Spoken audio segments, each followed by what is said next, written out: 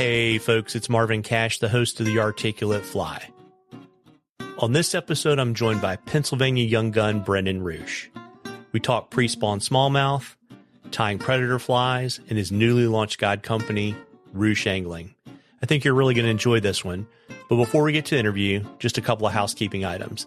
If you like the podcast, please tell a friend, and please subscribe and leave us a rating and review in the podcatcher of your choice. It really helps us out. And we're excited to partner with our friends at Jesse Brown's to bring the Chocolate Factory to Charlotte on May 4th. Blaine will be teaching private tying classes, discussing predator and prey, and sharing his favorite rod, reel, and line combos. Check out the link in the show notes for more details. Now, on to the interview. Well, Brendan, welcome to the Articulate Fly. Thanks for having me. Excited to be here. Yeah, I'm really looking forward to our conversation, and we have a tradition on the Articulate Fly. We like to ask all of our guests to share their earliest fishing memory. There are so many memories. I was trying to think about this earlier today. But basically just being on a reservoir with my dad, throwing Texas rig soft plastics at lily pads, catching largemouth bass. My favorite memory from that era would be catching a very, very large fish on a topwater frog and being heartbroken that he wouldn't let me keep it. Which, today I totally understand why, and I respect that decision. But man, I was pretty annoyed in the moment. Yeah. So before we go down the fly path, what's your favorite color worm and what's your favorite color lizard? For the worm, I think we were fishing a lot of, I was grabbing the black and purple power worm. Mm-hmm. Then the lizard, I believe, was pumpkin seed with a chartreuse tail. Yeah, well, there you go. And so that's a really great segue into, when did you start fly fishing? Fly fishing came pretty late to me because no one in my family fly fished. So I had a pretty good foundation fishing for largemouth and some trout fishing, but I started fly fishing senior year of high school. And it's only because I was getting outfished by fly fishermen on a trout stream in Northeast PA. So it was out of necessity. Yeah. So the power bait and the spinners weren't getting it done. Yeah, those little jerk baits just weren't getting it done like those pheasant tails were. and so, of course, it's obviously been kind of downhill from there. So kind of who are some folks that have mentored you on your fly fishing journey? What have they taught you? There are a lot of people, pretty much all of them are tied in with TCO one way or another. But John Parisi, Lenny Gliwa, TCO Bryn Mawr, that's where I started my obsession in fly fishing. I got a job there like 2016. So they really got me dialed in on the trout stuff. We traveled a lot together in the state, but driving a few hours here and there on kind of like suicide run day trips. And then when it came to bass, it was Jake Billock kind of showed me the light that I could do what I loved, as a kid, but with a fly. Yeah, that's pretty cool. And so when did you, I imagine you probably kind of started out at TCO as a shop rat, right? Oh yeah. And then, so when did you get the guide bug? Jake started to get busy enough to hire another guide, and it was right around maybe like my second year of employment there. We started kind of like he floated the idea past me, and I bought a raft, started fishing, like floating every chance I could with guys from the shop, from all four stores really. And yeah, I mean he brought me on and just kind of let me loose once he felt comfortable. Yeah, it's pretty interesting. We've had him on the podcast probably about the time, I guess, his smallmouth, fly book came out. And, it was interesting kind of how he was able to really kind of scale relentless. Yeah, there are so many, guides under the Relentless umbrella. It's very, very impressive. And I had a great time working for those guys. Yeah, it's interesting, too, because I guess Naguski's under that umbrella, too. He's been on. And as a matter of fact, I think I met him when I met you at probably the last fly tying symposium before COVID, right? Oh, right. Yeah. That was a good time. Yeah, it was it was a good time and a simpler time. Yeah. And, so obviously I imagine Jake was influential, but, who are some of the other folks that have kind of mentored you on your guide journey and what do they teach you? So there are a lot of guides that work with TCO, and there was one in particular named Sam Galt that, he's been guiding for trout in the State College area for like years. And I was very nervous accepting money to take people fishing, especially like, the first year. And he kind of calmed me down and, he told me what the people expect, which I think is just to go out, have a good time, and hopefully take something away from the day. If it's not fish, it's going to be new tactics or, some bad jokes or something. Yeah, I like your jokes, actually. Sometimes they're pretty rough. Yeah, it's okay. That's why this is a family show and we took some questions out. But anybody else that's kind of helped either steer you from a technical perspective or, kind of what you were talking about earlier, kind of that kind of people skill expectation part of guiding? Yeah, from the technical aspects, like fishing with Jake, on the waters that we guided on, or we guide on still, that was critical. And then I traveled out to Michigan with Jake back in 2018 to fish with Mike Schultz, Justin Turbanek, and James Hughes. And I don't think I've looked at smallmouth fishing the same since that trip. Learned a ton of tactics from, got a little piece of the pie put together from three of those guys. And the swim fly game out there and the way they use those flies to, basically imitate lures that I was familiar with growing up. It's an invaluable skill to have on the water. Yeah. It's interesting because I've kind of noticed that, however you want to kind of brand them, the most successful people in our sport are, let's just say ambidextrous, right? They fish gear and they fish fly. And, it's amazing because I know, Blaine certainly does that. George Daniel does that. And I think that insight about fish behavior and how to catch them on gear and on bait, really can make you a killer, fly fishing angler. Yeah, I think specifically for presentations that require like a proper retrieve and you're fishing the fly as opposed to drifting. So like dry fly fishing, nymph fishing, maybe not learning a ton from gear fishing, but when you're working a lure or retrieving a fly, like, what's successful on the lure, and over time you learn what's successful on the fly by fish input, but you're able to emulate lures like pretty successfully, other than maybe like true bottom bouncing, just because you're going to get hung up a lot more with a fly. Yeah. It's interesting too. Cause we were both up in Michigan for Bob and the Hood, and I'd been around Mike, but I hadn't kind of been in his shop and kind of seen the vibe there. And I got to tell you, that is an amazing operation that he's got with some incredibly, knowledgeable, faithful, and really just kind of great guys in the shop in terms of fishing gear and not gear. Yeah. I was talking to someone about this recently. But they were like, yeah, man, like, the guys at Mike's shop are always like super helpful and super knowledgeable. And like, he's been lucky enough to find guys that are sick for fishing. Like, they're obsessed with it. In some shops, you have guys that are very personable, but maybe not the techiest guys. But yeah, they've got a guy that does every kind of fishing, available in the Midwest, and they're all pretty darn good at it. Yeah. Or you could walk into a fly shop in Montana in like middle of late September and basically have people super burned out. Yeah. I've walked into that buzzsaw before, so it's just, they don't even care about fishing at that point anymore. Right. So tell me a little bit about, kind of as you've kind of worked on your guide chops, what do you think is the secret to being a good guide, Brendan?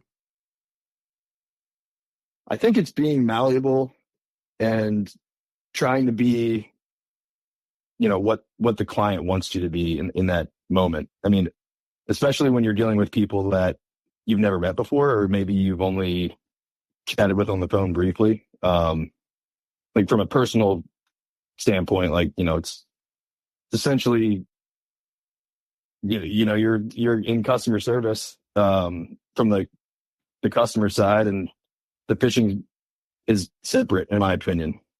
Like same kind of thing with the shop. Like you can be a great shop guy, but maybe defer questions to other people when it gets too technical. If you can be good at both, I think that's what makes a great guide.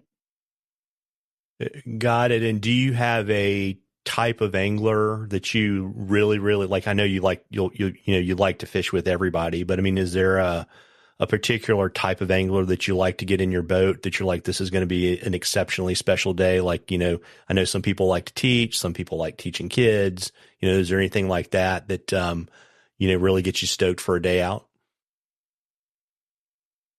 Besides someone that is like down to learn and hunt big fish, I mean, like if I have a father-son trip, that is going to be the best possible day. Like it reminds me of, being a kid, fishing with my dad and fishing with my grandfather, and being a part of someone else's memories. It's pretty special. Yeah, that's super cool. And so what do you think? I always ask guides this question too. What do you think is the biggest misconception people have about the life of a fishing guide? I think it varies for a lot of people, but if you're single income, it can be kind of a little challenging in the off season. Especially if you're not going like, I'm lucky enough where I can musky fish in the off season. I'm going to be doing some guiding here this coming year, but yeah, I think finding something to occupy your time in the off season, whether it be, a side job or a different hobby, is pretty important, so you don't go stir crazy. Yeah. And so it's kind of funny. And we talked about this a little bit at the beginning of the interview, I mean, people, I think when they think about like Central PA, they think probably trout first and not smallmouth. And, you predominantly guide for smallmouth. What kind of attracted you to them over trout? It's all about retrieving flies and pulling fish and watching them come in, and just like, if a fish is coming in kind of lazy and making it convert into an eat, like that's really, really cool. Smallmouth provide chances for savage eats in the springtime.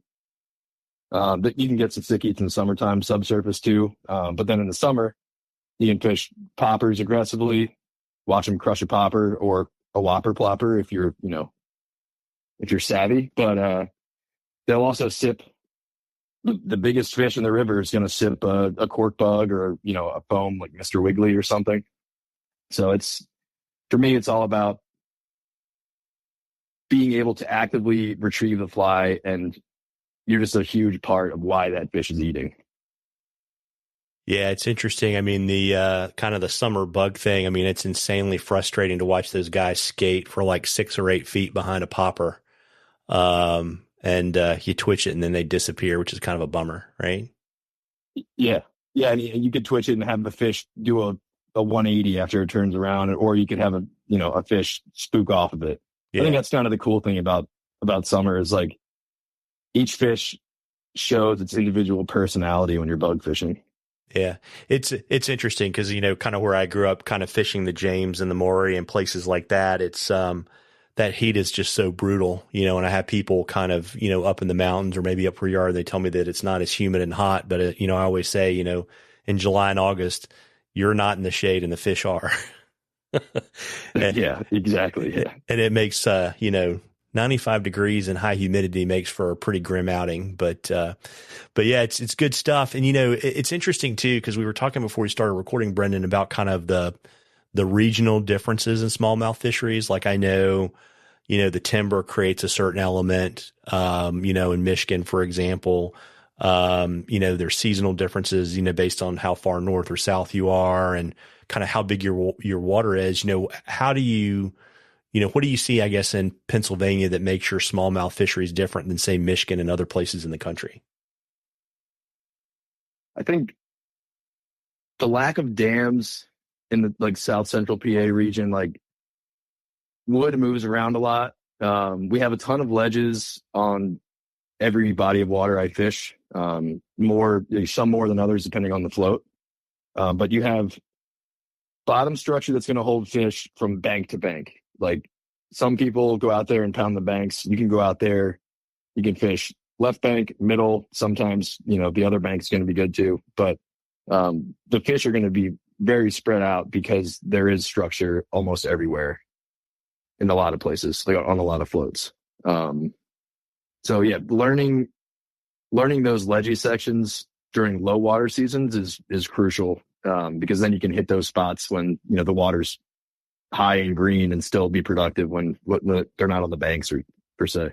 Yeah, got it. And it's interesting too, because I think we're really in the thick of pre-spawn smallmouth fishing here, kind of in the mid-Atlantic. And I was kind of curious if you could, if I could pry a couple tips for you to share with our listeners about how to be successful during this time of the year on the water.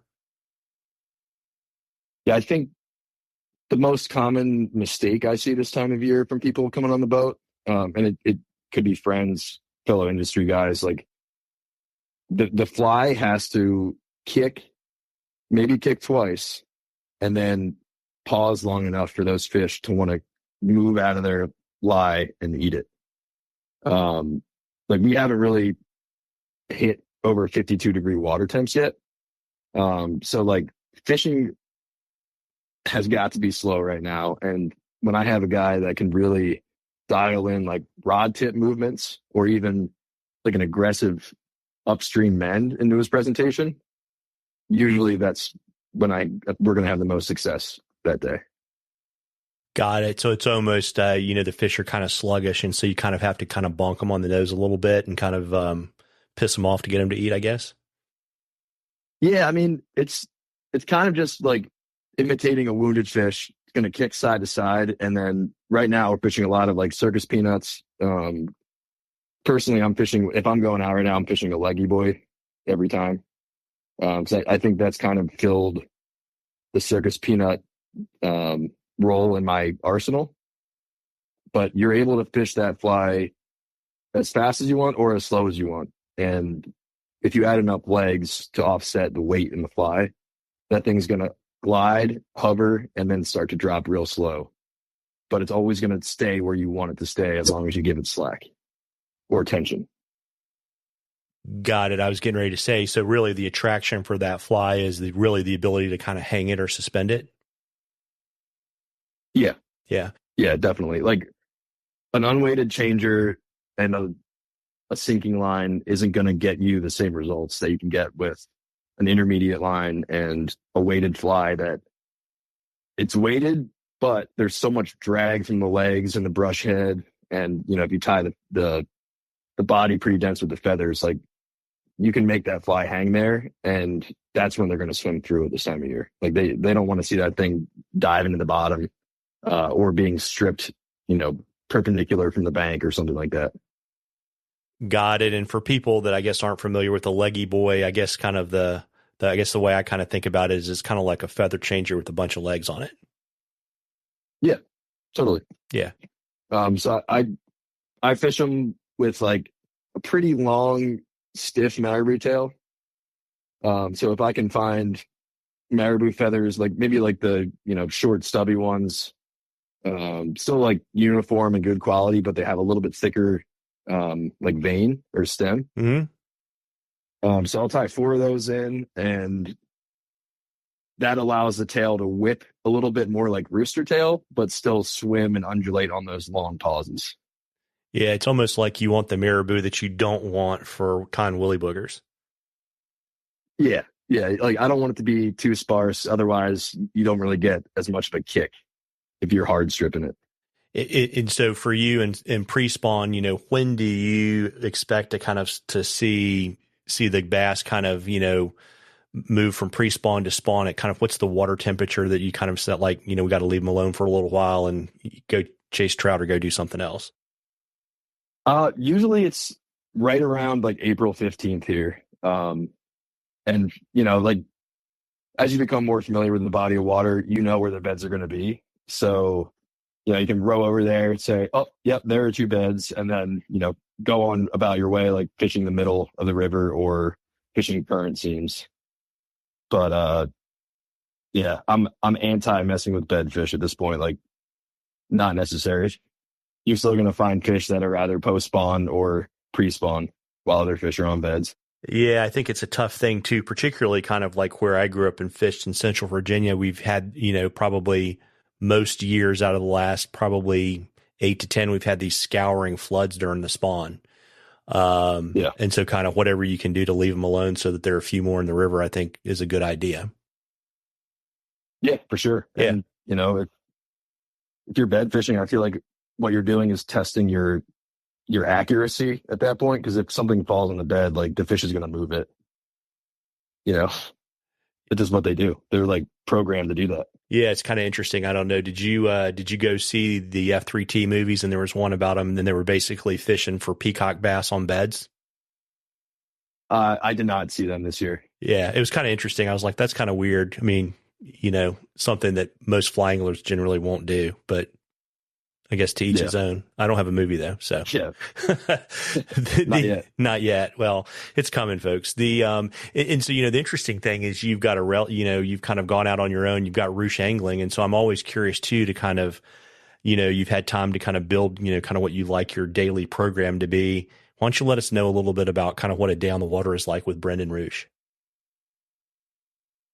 So we're gonna meet at the ramp, put the boat in, do a shuttle, and I think one of the most important questions I ask for some people is, do you want to listen to music on the boat? And if you say yes, it's probably going to be a pretty fun day. But yeah, I mean, we're just locked in, fishing hard, with many breaks for laughter, fist bumps. But yeah, I mean, it really depends on person to person. But a lot of people at this point are, they've been in the boat with me before. So we're kind of dialing in the program for that day, tactics wise, and then joking around and having fun in between. Yeah. And so, you've piqued my curiosity on the music side. So, what are your 3 favorite boat playlists? Anyone that knows me knows I have to say like Doja Cat and Dua Lipa, but my guys I had today, we had a great experience last year fishing the DMX pretty much all day. What these fishes want, that's a good one. But yeah, I mean, if someone requests music, we're obviously going to listen to that, but usually kind of upbeat pop or like Future, for instance, get some hard vibes on the boat. Usually pretty confidence inspiring. Yeah. So you're not doing yacht rock like Steely Dan or anything like that. I've been known to play some yacht rock, depending on the crowd. And do you prefer for people to fish your gear, or do you like them to bring their own, or do you not care? I'll give you a list, and if you don't have an intermediate line, you have, let's say, like a 25-foot sinking line type 6, then yeah, you're fishing my stuff. But if you have an 8-weight with an intermediate line, then we're totally in good shape. You can fish your gear. I'll build you a leader. Yeah, no preference for me, but I do have a whole fleet of Loomis rods. Right now we're fishing the NRX Plus swim plies, and it's a pretty good experience. Yeah. And so do you generally fish an intermediate, or do you also like to fish a floater? I don't do a ton of floating line fishing in the springtime. Obviously in the summertime, topwater fishing, yeah, definitely. But if we're on one of the bigger rivers in the spring, a sink tip like type 3 or type 6 can be really useful, because then you can kind of play a neutrally buoyant fly, almost like a Leggy Boi, where you're like letting that short tip dig in, like, when it has slack, and then you're working that column, and then you can either introduce tension or introduce slack, just like you would to the fly on a Leggy Boi. Got it. And so I guess maybe your water's bigger, because I know some guys like to fish like floaters when they're fishing crayfish and things, because I like to get that up and down action, right? But it sounds like you're doing the same thing with deeper water with sink tips, right? Yeah, with the sink tip thing, that's spring flows on the bigger rivers like Susquehanna, Juniata. It allows you to get that hard kick and, almost glide out of those neutrally buoyant flies. Like a brush head deceiver from Alex Lafkus is a big one I'm a fan of. But yeah, so it allows you to get that kick, pause, and before the line starts dragging it down, you can get a real nice, 2-count hang before it starts to get tension again. Got it. And, it's interesting, I met you kind of through tying. So I was kind of curious, when did you get interested in being a fly tyer? When I first started at TCO, for some reason, I didn't think I would tie flies. I was like, if I could just buy them, I'll buy them. And then, of course, a couple months into working there, my buddy Casey DiGiovanni was like, come on, man, you got to tie flies. Like, you can't work here and not tie. So he set up a vise, and I think we tied a squirmy wormy that day. Actually, I tied an F fly with John Parisi before that at the Bryn Mawr shop. I think it's called an F fly. It's like some sort of like tent wing dry fly, maybe CDC. But yeah, so I got into tying shortly after working at TCO, and once I started streamer fishing is when I just became obsessed with it. I don't know how much money I've spent on streamer fly tying, but I know I never want to see that number. Well, yeah, I was with you guys in Michigan, and it was kind of funny watching you and Braden and Austin talk about how much money you had in your baskets. Oh my God. Yeah, Schultz Outfitters is like, it's a place you don't want to be if you have loose morals when it comes to spending money. Yeah, it's kind of like the world's largest cannabis shop, except it's for predator fly tying material. Oh yeah, for sure. Yeah, he's got everything you could ever want. So what do you tie on today? I tie on a Renzetti Presentation 2000 with the Game Changer jaws that Blaine designed. And I've been tying on that for like 3 years. Yeah, it's interesting. I've got 2 travelers here on my desk. I used to have one for the office and one for the house, and now the office is at the house, so I have 2 of them. So, nice. Yeah, it's interesting. I mean, I love them. They're indestructible. And now the next time I go tying them, I'll probably break something. But yeah, it's interesting too on the predator fly thing because, I kind of look at kind of the evolution, and it's kind of almost like the way that space is developed. It's almost kind of an old school way where people had to go back and figure out stuff, kind of like, previous generations had to figure stuff out because you couldn't just go watch a YouTube video. I mean, now you can for some stuff, but, all of the, design and thought process and problem solving to me, in that space has been very, very old school. Yeah. I mean, they were basically starting from ground zero. I mean, they had hooks and shanks, but the shanks weren't what they are today, obviously. I think the circus peanut, I wasn't around fishing back then, but I mean, it's obviously made a huge impact. So that would be Russ Madden's circus peanut, super versatile fly, and, getting the 2-hook platform going definitely changed everything. Yeah, it's interesting, like talking to Blaine about him, like literally in his garage cutting shanks with bolt cutters, right? And now we just go and there are multiple companies and you just buy what you want. Yeah. Yeah, we're pretty fortunate. Yeah, as opposed to basically drinking beer in the garage with a vise and a pair of bolt cutters every Sunday afternoon. Yeah, I mean, I was very lucky because the Schultz Outfitters YouTube was just kind of, I guess, getting started when I started tying these flies. So the first Feather Game Changer video, I must have watched that while I was tying like 200 times, like each shank, like, all right, are these proportions right? I definitely am a perfectionist when it comes to fly tying. So I'll spend way too much time on a fly just because I know if I don't like the way it looks, I'm never going to fish it. But yeah, YouTube and looking at Instagram photos for density and taper was definitely a very big influence on me. So that would be the Schultz Outfitters account, and then obviously Blaine Chocolate's account. Yeah. And so if you're a perfectionist tying flies, does that make it more likely that you'll scream at clients that lose flies on the first cast? We don't lose flies. Are you a scuba diver? Do you have like fins and a mask and you're like, diving down, pulling them off of logs and rocks? No, I've been known to sacrifice a rod tip for a fly. But yeah, I mean, we get them. Yeah, that's an interesting use of the lifetime warranty, but you got to do what you got to do, right? Yeah, for sure. So you mentioned Blaine and you mentioned the guys at Schulte's. Who are some other tires that have influenced you in your development as a predator fly tire?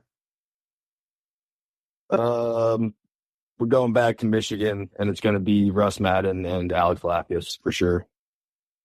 The Lapkus brush head deceiver, I think that video dropped like 3 years ago, and it was very interesting to me because it was basically like taking elements from maybe like the Swing and D platform and applying it to a much easier fly to tie and cast. There's like maybe not easier to tie, but it's going to be a shorter time at the vise. And it ended up proving to be really crucial in the guide program because, someone that can't cast like 30 hen saddle feathers wrapped on a bunch of shanks, like they can cast this fly that's bucktail, craft fur, 2 schlappen feathers, and like 2 rooster saddle feathers for the tail. Got it. And, what about Russ's designs? What did, what kind of caught you there? The circus peanut being like tied in the round, like a changer. Like I started tying peanuts right around the time I started tying feather changers. So like both of them kind of blended together as I was tying them because it was similar, I guess, tactics in the way you tie them. Or similar methods. But yeah, the peanut early on in my like pre-spawn fishing was crucial because you're getting those flies down right away off the bank or off the structure. And depending on how, you can put lead eyes, tungsten beads, you can put bead chain eyes, but you can tweak that fly to match the conditions you have. And I think that was really cool to, like, from not a design perspective, but just tying what you need to match the current conditions. It's important. And eventually, I'm in year 7, I think. Like I have all those flies still. And it's like you have a whole arsenal of different weighted flies to basically accomplish any task that you run into. Yeah, it's funny you say that. While you were saying that, it made me think about like my bonefish box, right, with the different eye weights, right, and you have them arranged, and that's like the whole 9 yards, right, 1 foot, 2 feet, 3 feet of water. Yep. Yeah, and so who, in addition, to Russ, has kind of influenced you as you've kind of developed on the tying front? So I did, I spent a couple summers on Jake's couch, and we would, if we had the energy, we would stay up tying flies and, going through our boxes and stuff. We tied a lot of changers. I still owe him some craft fur changers, but for a while I was paying rent in craft fur changers. But he was tying mallard flanks or mallard changers at the time, which is something that I don't even have the patience for. But yeah, I mean, Jake's roamer, super effective. And I never got the hang of using laser dub. But yeah, I mean, time with Jake was always a good time and always learned something. And do you have a favorite flavor of changer ice cream? Ooh. Favorite to fish would be a craft fur changer, just because you can make it do a bunch of different things. I think craft fur is a really cool material, the way it interacts with water. But I would say, like, if we're speaking strictly changers, it would be like a brushhead feather changer with a mocktail.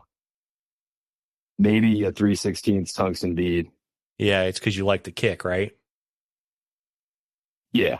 The tail absorbs water, and I don't think I have any feather changers in my box that aren't a mocktail, honestly.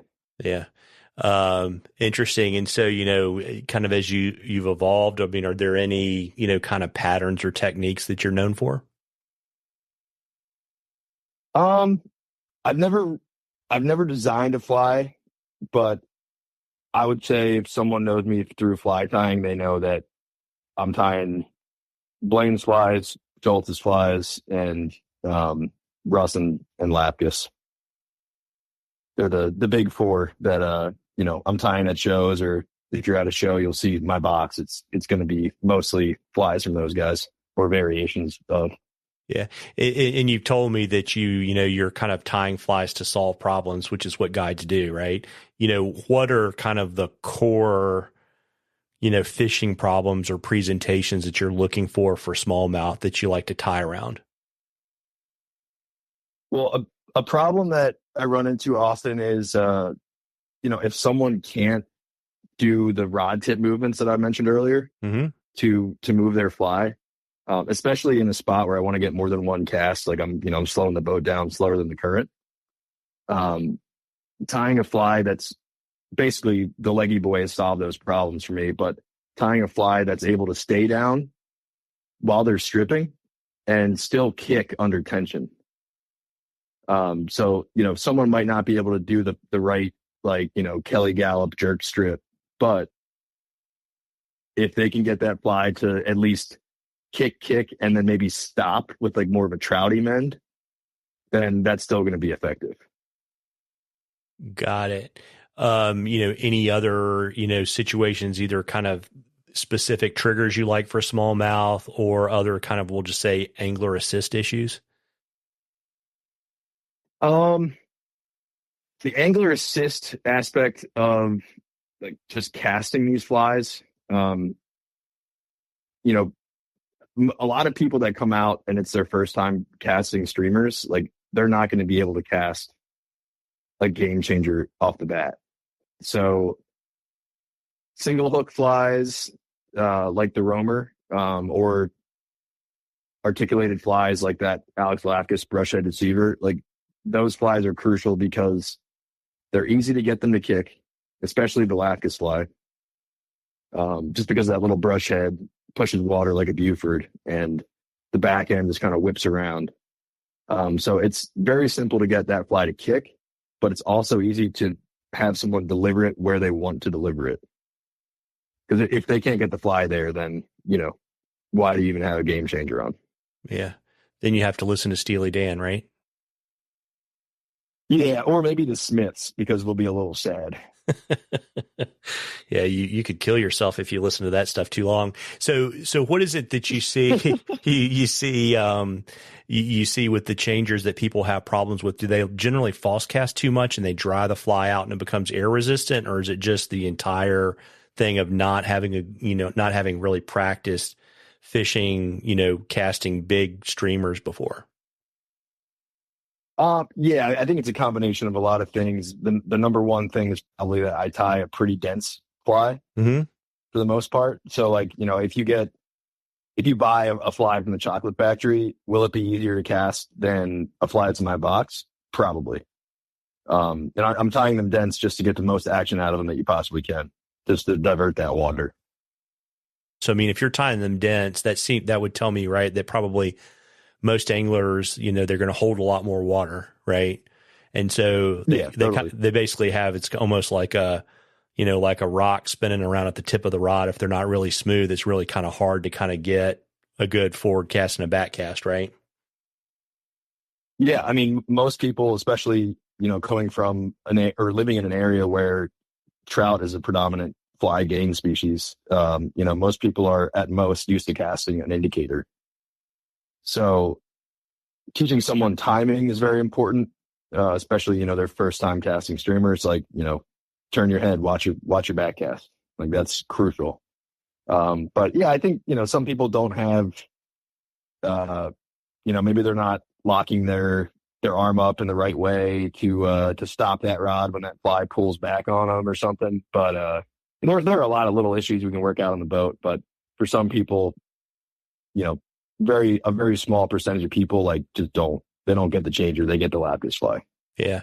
It's interesting because it sounds like, when you solve those problems, it'll also make your musky casting life a whole lot easier, right? Yeah, it definitely correlates to musky fishing for sure. And it gets amplified once the flies get bigger, obviously. Yeah. And then I'd imagine too, as it kind of warms up and maybe you're trying to cover more water, it's like musky fishing. Like there is a huge difference between casting 75 and 60 feet, right? Yeah. And there's also a huge difference. Like most of the time when you're setting up on a spot, if you cast right on what you're trying to fish, like where you think the fish is, none of the flies that we're fishing are really going to catch that fish. So you're kind of like casting maybe like slightly beyond with the intention of coming across that spot. Or if you're fishing wood, maybe you can, if it's submerged wood, you can cast past the wood, do like a nice like reach cast, or just kind of like raise your rod tip and reposition your line upstream to get that fly where you want it. But the line is already kind of sinking under that slack. Yeah. Yeah, it's interesting. And, and the other thing I always like to ask tyers is, I bet you've got some crazy goofball tool that people that tie with you know about, right? Or people that watch on your Instagram live know about, but you probably can't live without it. And, when you tell people about it, they're gonna be like, damn, I should tie with that too. Back when I was just started at TCO, I think I stole a comb from my parents' closet, and that comb has traveled to every fly show with me. And that's for like brushing out like crustaceans brush heads and things like that before I trim them. Got it. And is it like a comb made out of bone or something so it doesn't hold static electricity, or is it just a good old fashioned comb that you stole? Good old fashioned comb. It's about maybe 6 inches long. One side's a little finer than the other. Got it.